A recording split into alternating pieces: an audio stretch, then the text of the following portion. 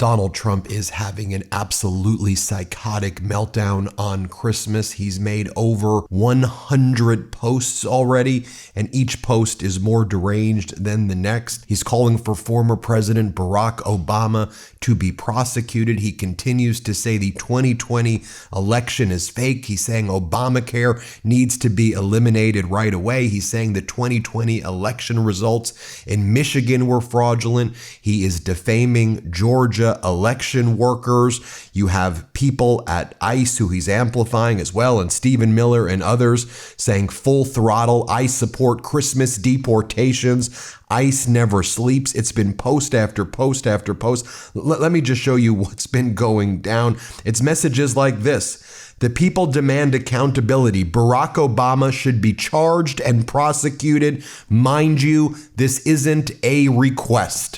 This is a post from Donald Trump on Christmas. Donald Trump also posts a must-watch. Roseanne is amazing. And it's a video of Roseanne saying that COVID came to the United States so that Democrats could use mail-in ballots to steal the 2020 election.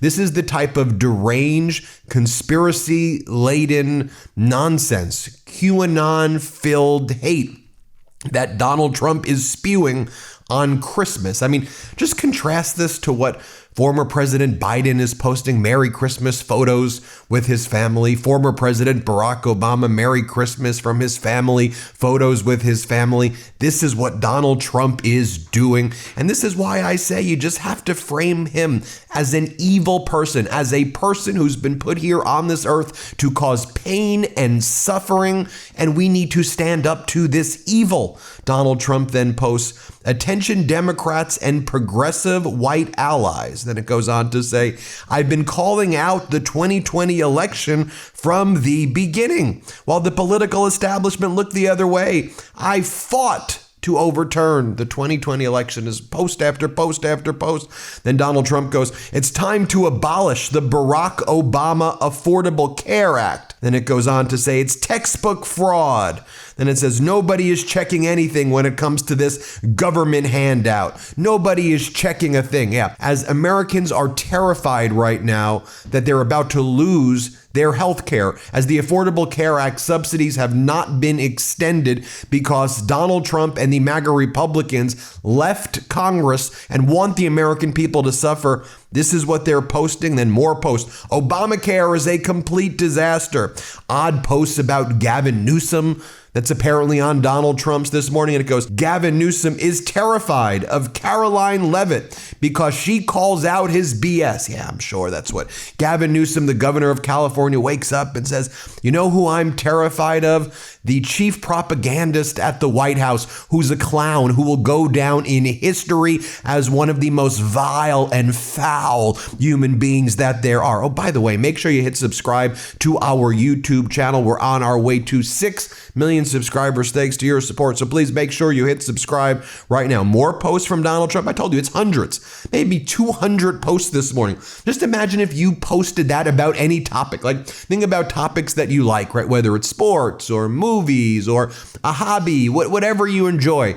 Imagine posting about it 200 times. You would say, if somebody did that in your life, hey, chill out. Like, are you okay? And this is the behavior of the president of the United States. No wonder he's destroying our country each and every day, and why our enemies laugh at us, and while our allies are absolutely horrified and frankly no longer our allies anymore. More posts from Trump. The election was stolen. Trump was correct. Dominion Serbia voting machines. They do not get away with overthrowing the United States government. The hell is he posting? Proof that the Michigan elections are rigged. Going into the 2024 election, Michigan had 500,000 more. And it goes into these ridiculous conspiracies here. Ruby Freeman and Shay Moss need to be held accountable. Defaming Ruby Freeman and Shay Moss, again, who prevailed in their defamation case against Rudy Giuliani. Alert! Fulton County's 2020 election mess is back into the spotlight. Donald Trump now has directed the Justice Department to investigate Act Blue. And then, of course, the message that he sends over here: Merry Christmas to all, including the radical left scum that is doing everything possible to destroy our country, but failing badly. We no longer have open borders, men and women's sports, transgender for everyone. I mean, who talks like this? I mean, just take a step back for a second and let's talk about adult behavior, grown-up behavior. There should be a basic floor in leadership positions, yet alone the presidency of the United States of America. And this is what Donald Trump, I could read you more, but I think you get the point right there. And by the way, this all comes as we've learned that there's 1 million additional Epstein files that the DOJ claims they've never even looked at yet. So it's going to take many more weeks, despite the Epstein Transparency Act, despite the fact that there are emails from 2020 referencing all these other documents, right? The MeidasTouch was the first to report, hey, there's an email that talks about 1.2 million documents with the Southern District of New York. Hey, how about those documents? As soon as we reported it, about 12 hours later, guess what they said at the DOJ? We've found 1.2 million documents from SDNY. You want to know what likely really happened? SDNY said that they were going to go public with the fact that these 1.2 million records were being concealed if the DOJ didn't confess. They all knew that we knew, and that it was going to become a public issue. So I'm sure what went down is that prosecutors at the SDNY said, if you don't say that you have these, we're going to leak them and we're going to go public with this. So the DOJ went public with this. A few other things I want to talk about on Christmas. While Donald Trump's behaving that way, what is it also smokescreen for? What does it cover for? Well, he wants to distract us from the Epstein files, but we're not going to be distracted. I'm talking about the cover up every single day. I've done multiple videos this morning, and we're going to continue to expose what's going on there in all of those files, and we'll keep breaking stories. That's one. The other thing is he wants to give smokescreen to Vladimir Putin and authoritarians across the world to try to attack and invade and go after other countries, because Trump is supporting authoritarians. So, for example, Donald Trump wants to give smokescreen and cover to Vladimir Putin. On Christmas, Putin has continued to attack Kyiv and Kherson and Kharkiv and Odessa and Sumy and Donetsk and other areas. There's actually a rare bipartisan statement here from Democrats and Republicans. You have Tillis, Jackie Rosen, Barrasso, Chris Coons, Angus King, Jerry Moran, Jeff Berkeley, Chris Van Hollen. They released this statement. They said, Russia's killing of civilians as Christians around the world celebrate the Christmas holiday. We condemn Russia's brutal attacks on Kherson, Kharkiv, Odessa, Sumy, Donetsk, and Kryvyi Rih waged on innocent Ukrainians as they convene to mark the birth of the Prince of Peace with their loved ones and in prayer. It bears repeating that President Zelensky agreed to a Christmas truce, but Putin declined, yet he directs soldiers to continue to commit brutal crimes of aggression on one of Christianity's holiest days. Even for countries at war, there is a long history of Christmas ceasefires, including notably during World War I. Today's decision by Putin to launch attacks rather than hold fire is a sobering reminder for us all. Putin is a ruthless murderer who has no interest in peace and cannot be trusted. We stand with the people of Kyiv, Odessa, Kharkiv, Kherson, and Donetsk, marking the birth of Christ under the most challenging of circumstances. Ukrainians' faith is a stronger force than the evil unleashed today by the Kremlin. And so while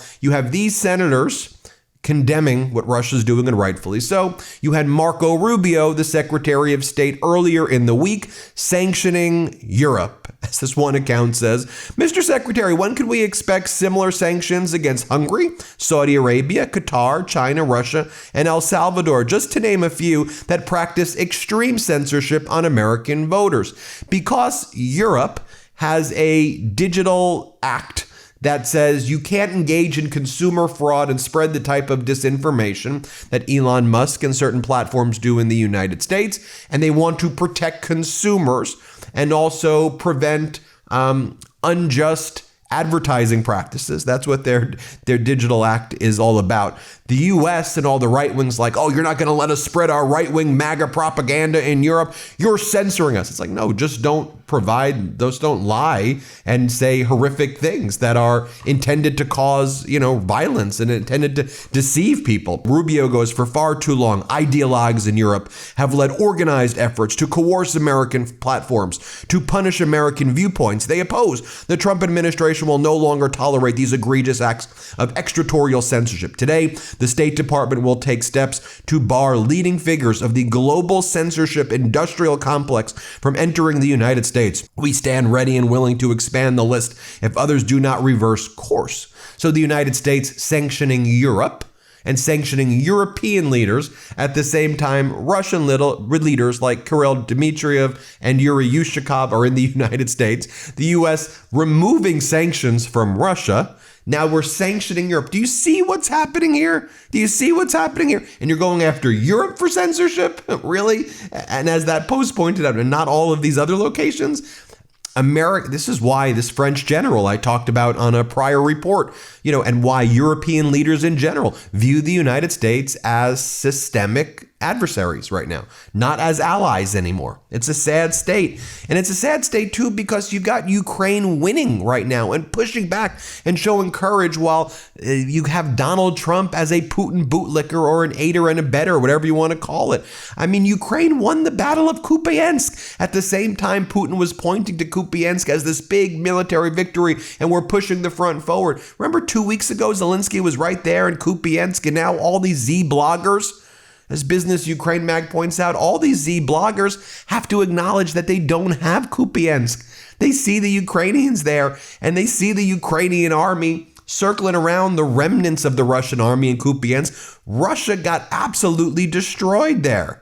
On Christmas, you have Zelensky also issuing the following statement. We greatly value the Pope, Leo XIV's, constant attention to all diplomatic efforts aimed at ending Russia's war against Ukraine, and we share His Holiness's disappointment at Russia's refusal to accept the latest Christmas ceasefire proposal. Sadly, this is already the fourth wartime Christmas for the Ukrainian people during the full-scale war, the largest in Europe since World War II. Moscow has not only rejected the request to end the killing, at least for this holy day. Instead, Russia launched a massive missile and drone strike against Ukraine's energy grid, causing power outages and continues frontline assaults. Regrettably, Russia continues to reject real ceasefire proposals, as it has done throughout the year. Instead, it is clearly seeking ways to prolong the war and continue attacks. It is critical that everyone around the world speak out against this war and prevent Russia from normalizing its brutality, terror, and aggression against our people. I urge all responsible leaders to support peace as the Pontiff does, and we appreciate every sign and showing of solidarity. Powerful words there indeed. Indeed. I figure as a Christmas present also, I won't show any video clips of Donald Trump here. I could show you what he said at the Christmas event where he told an 8-year-old girl that she sounds cute and beautiful, or I can show you Melania not wanting to even be around him and saying, can we just have another question? Being like 8-10 feet away from him, like looking grossed out at him. I could show you Donald Trump saying, we want to make sure that Santa doesn't infiltrate the United States. We're doing an infiltration check. But you get the point. Hit subscribe. Let's get to 6 million. Thanks for watching. Want to stay plugged in? Become a subscriber to our Substack at MeidasPlus.com. You'll get daily recaps from Ron Filipkowski, ad-free episodes of our podcast, and more exclusive content only available at MeidasPlus.com.